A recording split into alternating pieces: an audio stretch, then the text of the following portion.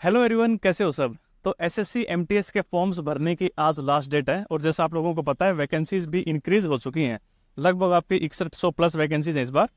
MTS की job काफ़ी एक अंडररेटेड जॉब है, बट आज के टाइम में बात करूँ तो काफ़ी अच्छे अच्छे एस्पिरेंट्स एमटीएस की जॉब्स ज्वाइन कर रहे हैं। आप मान लो काफ़ी आपको ऐसे ग्रेजुएट्स मिल जाएंगे जो टीए ज्वाइन करते हैं और काफ़ी ऐसे पोस्ट ग्रेजुएट्स भी मिल जाएंगे जो कि एज ए एमटीएस ज्वाइन करते हैं। तो यानी कि अगर हम क्वालिटी की बात करें तो फिलहाल जो इन सालों में एमटीएस का जो लॉट आया है उन बच्चों की क्वालिटी काफ़ी अच्छी है। और मैंने देखा है कि काफ़ी बच्चों के मन में डाउट होता है कि एमटीएस को कौन कौन सी फैसिलिटीज़ मिलती हैं उसके ऊपर लेके।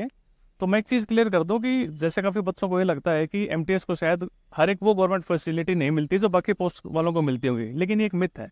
ऐसा बिल्कुल नहीं है। ऐसी कोई भी फैसिलिटी नहीं है जो गवर्नमेंट जॉब बाकी किसी पोस्ट को प्रोवाइड करती हो लेकिन एमटीएस को प्रोवाइड न करे। स्टार्टिंग फ्रॉम द क्वार्टर्स, जैसे क्वार्टर्स की मैं बात करूं तो टाइप 1 के क्वार्टर के लिए एक एमटीएस एलिजिबल होता है और अपने से एक टाइप हायर यानी कि टाइप 2 अगर वैकेंट है तो टाइप 2 के क्वार्टर को भी वो एमटीएस ऑक्युपाई कर सकता है। ठीक है, फिलहाल एक क्वार्टर यहाँ पे खाली हुआ है, उसका मैं आपको अंदर का दिखा देता हूँ कि किस तरीके से जो है रूम, एक साथ में किचन और एक ड्राइंग रूम मिलता है। तो ये क्वार्टर जो है ये फिलहाल खाली हो रखा है, तो इसलिए थोड़ी सी इसकी हालत अभी मेंटेन नहीं है। तो इस तरीके से आप देख सकते हैं ये होता है एक एमटीएस का क्वार्टर। ये बालकनी और ये बालकनी के बाहर का एरिया कुछ इस तरीके से। ठीक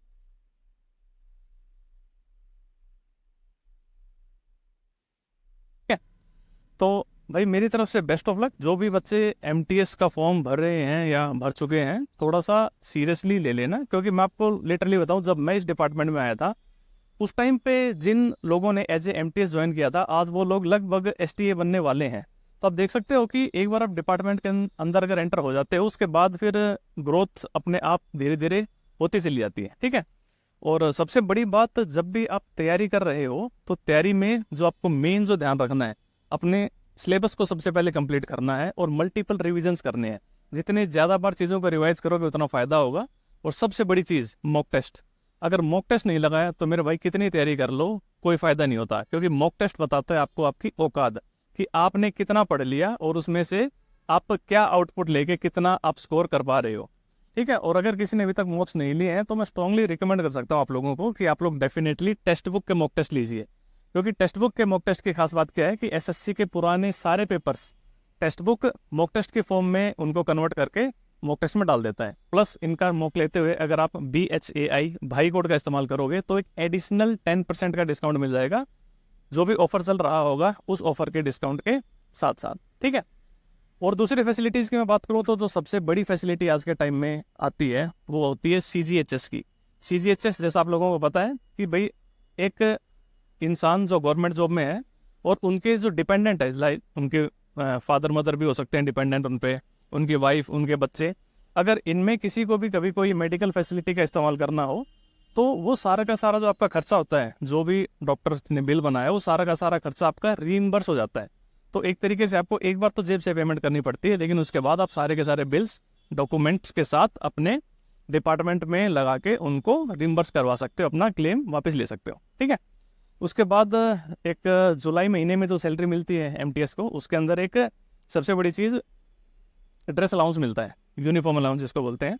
और इसके साथ साथ और भी बाकी चीज़ें जैसे कि दिवाली के टाइम पे बोनस मिलना, उसके लिए एलिजिबल होते हैं एमटीएस भी।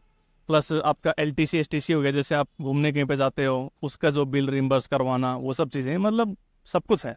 ठीक है, तो बस बट मैं ये रिकमेंड करता हूँ कि आप जब भी गवर्नमेंट डिपार्टमेंट के अंदर आते हो तो अगर आपने एज एमटीएस ज्वाइन कर रहे हो फिर भी ट्राई करो कि आप दोबारा से और एग्जाम्स दो और मतलब कुछ बेटर लोकेशन या फिर मतलब बेटर पोस्ट के लिए ट्राई करो। बट एक बार सबसे बड़ी चीज़ आपके ऊपर से बेरोजगारी का जो है धब्बा मिट जाता है।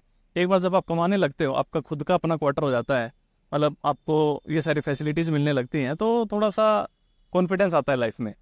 और किसी कॉन्फिडेंस के साथ फिर जब आप कोई दूसरा एग्जाम देते हो तो उसमें आप और बेहतर परफॉर्म करते हो। तो एक बार फर्स्ट स्टेज के लिए काफ़ी अच्छी जॉब है, उसके बाद then you go for you know another exam. तो इससे बेनिफिट मिलता है आपको कि कॉन्फिडेंस आएगा कि मैंने एसएससी लेवल का एक ऑलरेडी एक एग्जाम क्लियर कर रखा है। और कंपटीशन की बात करें तो भाई से सीजीएल में जितना कंपटीशन है उससे ज़्यादा एक्सपीरियंस एमटीएस का फॉर्म भरते हैं, तो आपको यहाँ पे अच्छा खासा कंपटीशन देखने को मिलता है एमटीएस के अंदर भी। ठीक है, तो चलिए गाइस रखते हैं इस वीडियो में इतना ही, मिलेंगे नेक्स्ट वीडियो में। Tata, take care, bye bye.